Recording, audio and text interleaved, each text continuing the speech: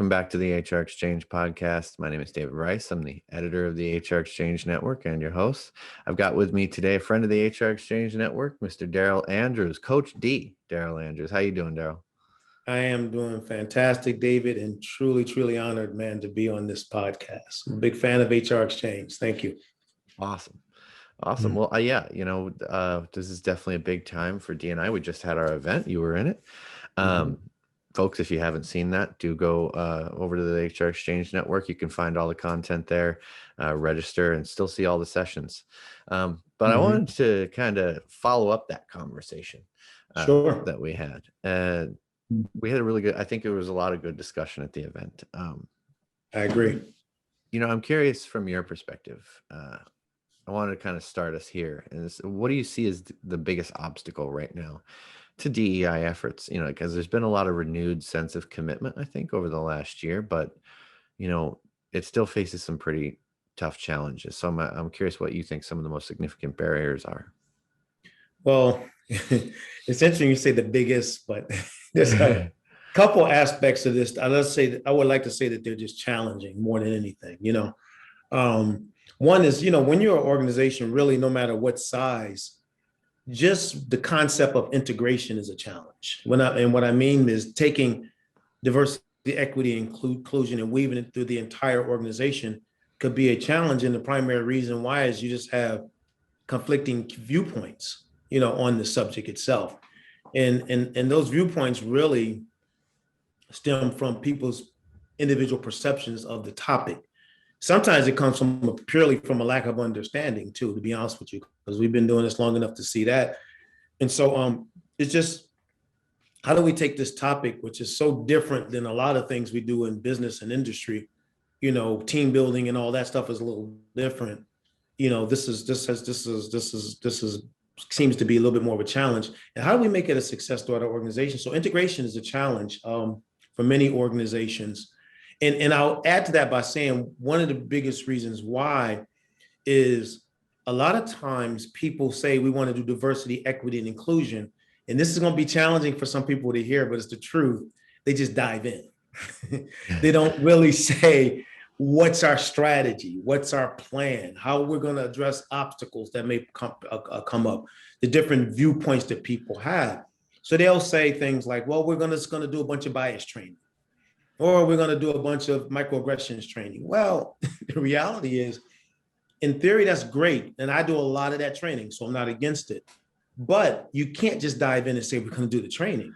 You got to analyze what your goals are. What are some of the potential pitfalls? What has worked in the past? What has not worked? What are some good best practices out here? And then when you do that, then the leadership has to come together and pull a team strategy. So I don't want to go too deep into it, but that's one of the biggest challenges. I just would like to add on to it. One of my consultants, Pierre Campbell, says it this way when he does his work with this process, is that equity, diversity is a human relations issue. And I think sometimes we look at it as this thing we have to do, but we don't often look at it as just what that statement right there. It's a human relations issue. And human relations is a topic in many aspects of business, and so with DEI, we got to add that into the mix as well, because I think in looking at it from that perspective, it changes the scope of how we want to move forward with this work. So broad scale integration, seeing it as a human relations issue are just two of the biggest challenges and that I've seen in this work. That's interesting stuff. So you've developed this 3M framework, as you like to call it. And you presented on it, kind of at the event, but I wanted to dig into it. You developed it, and I wanted to ask, I guess, what is some of the inspiration for that? How did you go about developing that, and what sort of triggered the 3Ms as your way of doing it? Well, one reason why is, as you know, David, we do training in a variety of areas. DEI is not the only place, we consult and train, and I do a lot of core values integration with core organizations where we revamp their entire core value systems and put them in place. Me and my team, we do that, and we do a lot around team building, things of that nature. But I'm a really big fan of a woman by the name of Dr. Carol Dweck, and she is a researcher at Stanford University. I like Dr. Jennifer Eberhardt's work when it comes to diversity, because she has a book called Bias. That's another person I'm a fan of. But with Dr. Dweck, she wrote probably one of the best books I've ever read. And that says a lot because I've read a lot of books. But in her book, it's called Mindset, the New Psychology of Success. And it really focuses on mindset from two perspectives: a growth mindset and a fixed mindset, you know. And so I'm sharing something a lot of people already know, but many may not. And so when she talks about mindset, she talks about, you know, the fixed mindset is the locked in mindset. Okay, these things have happened in the past. This has been the historical perspective. From a company perspective, this is how our culture is. There's not much of a chance of it changing. And so people just lock in and say, this is just the way things are. We're really not much of a chance of moving forward, and so be it. But the growth mindset is where all the fun begins, because the growth mindset says, you know what? Okay, we've had these obstacles in the past. This is the way we've done things, didn't quite work out. What are some new and innovative ways we can do it to achieve the outcome? So reading her book, I fell in love with growth mindset, and I took that and attached it to diversity, equity, and inclusion. And it made me realize with DEI, you need to have a growth mindset. You know, not a mindset in which I look at every obstacle and say, oh, it's just too much, it's too hard, it's too much of a challenge. What can we do that makes it work? So the 3 M's are really mindset, motivation, and memorization, with mindset being the foundational building block. Because, and this is where it goes down to the individual level, each person has to analyze their mindset. Each person, I mean, leaders and staff, as it relates to, you know, diversity, equity, and inclusion, and ask ourselves the question, why do we think the way we do? Where did that come from? You know, what's the foundational building block of me thinking this way about, you know, a culture or a gender, you know, all these different things. Why do I think this way? Because we have to analyze this stuff, become somewhat introspective at first. And so with the mindset, and then once we can understand through education and awareness, this is where the training comes in, that, you know, maybe there's a better way to go about this. Then now we're moving into that realm of growth mindset, where we can now start putting pieces together to build upon. And then once we start to kind of move into a growth mindset mode organizationally through each and every individual, then we say, what's the motivation? What's the benefit? You know, what's the significance? Who, you know, and sometimes the benefit is just helping another group of people, you know, be able to maximize their opportunities through opportunities that may present themselves with a diversity initiative. So it could be just that, or it could be, in some cases, it could be even economic. The companies and organizations are starting to realize effective DEI systems really has a tremendous economic benefit. So what's the motivation? And then lastly, the memorization. And the memorization process, David, is really when we're looking at how do we weave this into the culture? And I tell my customers and clients, our team does, don't try to make this an overnight process. Do it a little bit at a time. Let me say this. Part of the framework is go on equity journeys and have equity conversations. Don't give people a chance to talk. That's part of the framework's process. Because if we just throw a bunch of stuff at them and they don't have a chance to talk and understand and get a grip on what this is all about, all that training is not going to really be that fruitful. Then we find ourselves doing what we've heard many a times, back to where we've started, because we haven't made any advancements. So the framework is really designed for it to be an introspective process, man, so that people can start saying for themselves, why do I want to embrace this? Because if they don't, again, just throwing stuff at them, they're still not going to understand. They're still not going to be ready. You know, I'll say this real quick. I'm an old ball player, man. You know, and I could imagine just a coach, we start our season off, I play college football. And then we start a season off and the coach said, well, you know, you don't have to train or anything. Just come on and we're going to play our first game. We're not even looking at the playbook. I think that's going to be a pretty ugly game. Yeah. It's going to be an ugly game, It's man. gonna be a lot of mistakes. Yeah, man, we're going to just get thrown into the game. And I don't think that's going to produce too many wins. You got to prepare for that game. And that's what I'm talking about with this framework. So I hope that makes sense to everyone. I hope I didn't lose them with that last part, but I think hopefully people got it. And you mentioned that piece, the mindset. And it's a big one, because if the mindset isn't right, it's a bit like the foundation of your house is unstable. It makes it awfully tough to build anything that's useful on it.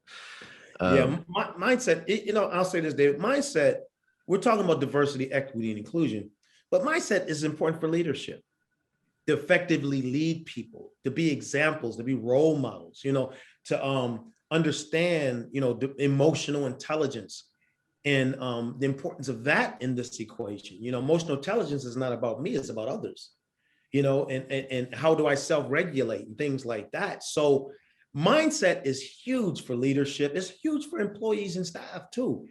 But most people don't spend a lot of time focusing on it. It's kind of like we become reactionary and we do things sort of as a knee jerk, but we're not doing it from a strategic position. Like I motivate all over this country. I stand on stages and I can do motivational speeches that, you know, we presented at Walmart and Verizon, all these different corporations.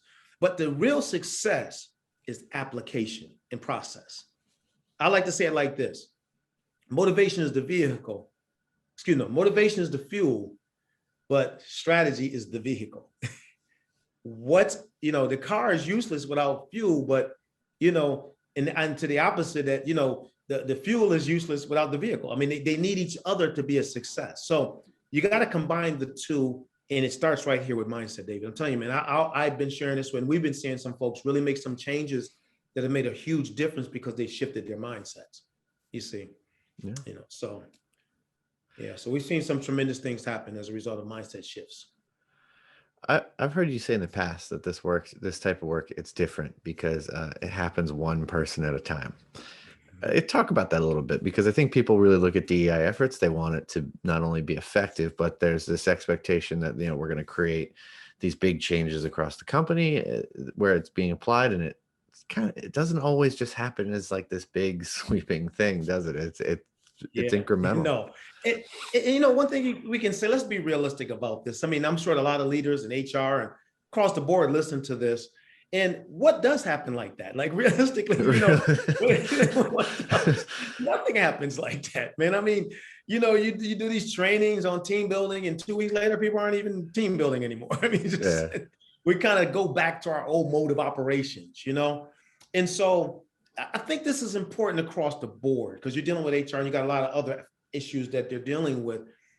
If you don't plan on building systems within what you're looking to do, that's going to allow people the opportunity to grow and learn and think, okay, it makes it very difficult, man, for them to, you know, accomplish the goals that you have. So that's why it's very much an individualistic process, because the big thing is you got the big corporate goal, the big corporate vision. You have obviously, hopefully, core values that align with that you're integrating, right? Because we're not just saying core values that are posters on the wall, you know, because a lot of times I always jokingly say a customer will have a bad experience and they'll look up and see our posters. We value integrity and respect for customers. And they're like, well, I just didn't experience that just a moment ago. So it's almost dangerous to put those up on your wall if you're not going to live by them, man. I'm telling you, because people will call you out. But it's something that we're working on. You know what I mean? It's something that we're processing. It starts with one person at a time. So as you're building this out, and you're looking at, again, the 3 M's, the mindset, the motivation, the memorization, we got to customize that down to the individual. And the way that you do it is through conversations, equity conversations. You know, not to go too deeply into my customer experience, we have a customer that we work with in the West Coast, and we've been with them for almost 8 months now. And they started out knowing nothing. And they just said they didn't even want to do it because they thought it's just, well, let's just come in and do all this training and They said, we don't want that. We want to try to figure this out. So we did leadership think tanks for like 2 months because we had to get the leaders aligned, you know. But even at that level, each leader had to embrace in their own way. You know what I mean? And then once they saw the impact of it, they said, this is powerful because I started out thinking one way. Now I'm seeing it individually one way. Now we're weaving it into their staff for the last several months. And each staff member, we're having these, what they call think tank conversations with small groups. You know, so you have the big picture with the training, but then you break it into the small groups and they say, okay, let's keep talking about this. You see, so that's how that individual gets the chance to say, oh, okay, you know, I mean, that's what I haven't seen in before. I didn't understand microaggressions. I didn't understand biases. I didn't even know I was doing it. To be honest with you, I thought it was just normal. But now, oh, wow. I've had people say, Coach, I had no idea. And people assume that they do. I said, no, they don't. They don't. And this is challenging for people within DEI that teach this because they're like, Coach, you got to be more. I said, no. Let me say this real quick, David. And this is kind of humorous as well. And it may seem like this doesn't even relate too much. But if you drop me into Shanghai, China right now and say, figure out how to get over to XYZ, I'll be lost in the applesauce. I don't speak Chinese. I have no idea how to read them signs. All right. And I'll be asking questions that people will be giving me answers to, and I still won't have any idea what they're talking about because I don't speak the language. Okay. But give me a year immersed in that, in culture, in it. Oh, I'll be able to get around. I put my children through Spanish immersion, and they're all fluent in Spanish, and they were never taught Spanish because it's individual, it's embraced. And so what a lot of people need to understand is this is very much an individual decision. People need to be educated, made aware, but also the ability to ask questions to some of the more difficult aspects of DEI. And the organization and the trainers and everybody involved be okay with that. Because if the people don't get a chance to ask those questions, they may harbor some things in their heart that allows them not to ever embrace DEI. So I hope that folks understand what I'm talking about with this piece, because it's important. It's very, out of all the trainings and all of the consulting we do, it's one of the most individual focused type things for the bigger picture. You see, the bigger picture here, we want to be a DEI company or organization or agency, but we're going to do it one person at a time. I really like that you call them think tanks, because we hear a lot of this terminology like courageous conversations and all these things, but the language of think tank implies that I'm supposed to bring my ideas to it. Love it. And so that part of it, I think, is interesting because you probably get a lot of people bringing ideas and thoughts that maybe they would have just thought like, oh, I don't really have anything to add to this if it was just a conversation. That way, David. Yeah, I love it, man. Thanks for recognizing that too, because that's one of the challenges with the language that's out here. All right, now I'm gonna get in trouble probably for telling the truth, but some people have made this too much of a one-sided conversation. And the reality is, unless people have a chance to converse with you, they're not listening to you. You can't, it's the human nature. And so we call them think tanks because that's exactly what they are. You know, we are thinking, we're sharing stuff. I had this one physician we're doing some work with, he said, when he was talking about the model, he said, it's the first time. He said, most of these initiatives we've done, he said, I feel guilty. Like, I feel like, you know, if I say something, I'm going to be out of order. I'm out of line. Maybe, you know, as the white male, I shouldn't be saying anything, right? And he said, but this is the first time I'm able to actually express some of my challenges, some of my misunderstandings, and sometimes even some of my realities and not feel threatened. That's called think tank. Because now we can analyze this stuff, man. We can go a little bit deeper. And so that's why I don't call, you know, we do equity conversations, don't get me wrong. And the whole thing to us is a journey. All right. There's not no destination here. This is a journey. This is not a 4-month process here. This is, you know, you got to work at this, but it takes people having a willingness to listen to people, even if they're uncomfortable hearing what they have to say. Because once they get it out, at least now we can talk about it. I've had people, let me say this. I've had people say to me, Coach, I've had problems with racial understanding because I wasn't born around a bunch of Black people, just the Black, And so my worldview and my purview is really here. So yes, I have struggled. So I just need to understand some things. There's nothing wrong with saying that. There's nothing wrong with that. The person is being honest, and they shouldn't be crucified because they're being honest. And in diversity circles, sometimes people will do that. So that person never has a chance to have a conversation about some of their own challenges that we can now address. So I don't want to go too deep, man. As you can see, I'm extremely passionate about this subject. No. But I want to see people get it, man. I do. Not just because I'm a man of color, but it's just simply because it's the right thing to do. And I think it's going to cause a lot of harmony and better relationships, better customer relations, better staff relations if we get this. So the best way we can do it, my friend, is not by telling people you got to do this, it's by having a conversation. Lastly, our philosophy is simple. We extend a hand, not a fist. I like that. We want to talk and shake your hand, man, not beat you up with this stuff. So I'm just being honest, Dave, because this is the reality of the diversity world. It really is. Absolutely. Yeah. So you kind of want to wrap it up with, you're working on a book. Yes. So tell us a little bit more about your book. When's it coming out? What are you hoping that readers will take from that?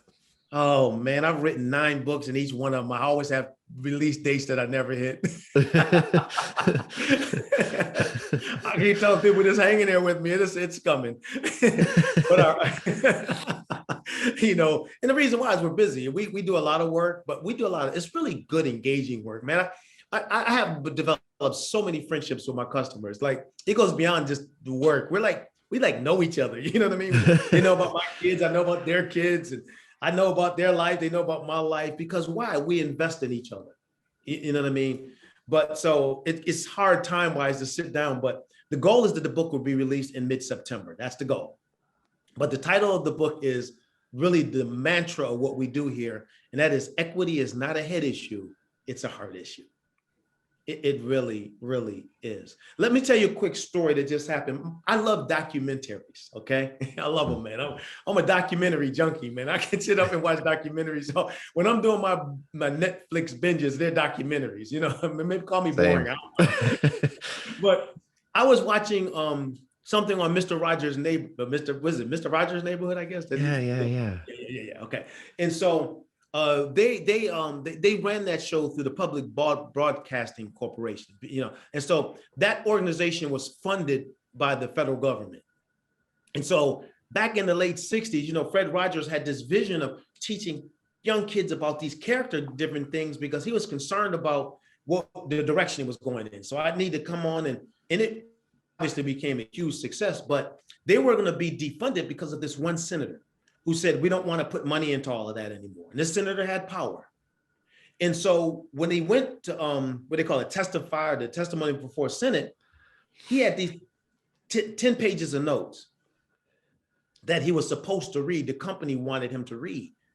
And then the senator said to him, he said, well, do you want to read the notes or what? And he said, because you only had like 15 minutes. He said, in 15 minutes, I don't have time to do this. He said, let me just share with you a story. And he shared with him a story about one of the young people that he worked with, and that saw his show. And he broke down what the impact of what that was and what it did to that young person's life. And he just shared, man. It wasn't notes. It wasn't script. It wasn't 10 pages of anything. He just shared, man, from his heart. And that senator said, now, usually they go back and reconvene and talk about it and figure it out. The senator said right there, you just got your $20 million. Just like that, the company. Why? He wasn't dealing with that man's head. He was dealing with his heart. And so that's why I said equity is not a head issue, it's heart, because in our heads, we have too much stuff blocking us. But when we go to our hearts and we realize it's about people, it's about families, it's about mothers and fathers, aunts, uncles, cousins, grandparents, it changes the scope of the conversation. That it's not about us in particular losing anything as a result of equity. It's about what do we gain and how do other people benefit as a result of it. So, because I hear things like, this is forced equality. I mean, I hear all this stuff all the time. And what I try to tell people is that is not what it's all about. Equity is more about just creating a platform in which people can be exposed to opportunities based upon their talent, skills, and abilities, and not discounted because of their color, their gender, and things like that. So we got to see what it's really all about. But unless it makes its way to the heart, we can train the head all day long. And my friend, we've been training the head for 30 years. And it's time. We've been training, and we're still in sort of the same boat. But what we have found through our process, which is integrated into current systems or set aside for individuals, some companies just and organizations that and agencies, we do government and nonprofit and corporations. We find that it's really changing the way people see things, which opens the door. Then later we're going in with bias and microaggressions and allyship and emotional intelligence and all the things you need to, because people are ready for it. You see, so that's what our framework is all about. That's what the book is all about. It's going to be a quick read. It's less than 100 pages, and but it's really it's going to be chalked with some specific information that could be helpful to the individual, but even to the company, organization, or agency that gets a chance to read it. And truly, just like the title of the book, it's coming from my heart. Well, yeah. Excellent stuff, Darrell. I really, I've always enjoyed talking. So thanks for giving us a little bit of your time today. Yeah, man. Thank you so much. And as I know you're probably going to put this up there, but reach out to us if you're interested in having a conversation. We just talk to folks. We talk to folks all the time. We don't even do business with folks sometimes. Just kind of where they are, if they're interested. We do free debriefs and think tanks sometime with maybe 20, 30 minutes to give some ideas and thoughts. So I'm sure you're going to put that information up if people want to reach out to us. So I don't need to share all of that, but we're in love with this industry. Again, DEI is our biggest probably right now, but we do core values and team building and things like that, because it's all about people, man. It really is. And the better we do in our organizations and the people piece, the better we're going to do in every other piece. So thank you so much, man, for having me on. No problem.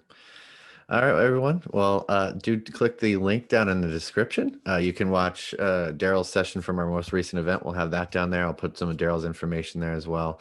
But until next time, stay safe. Yeah, bye-bye.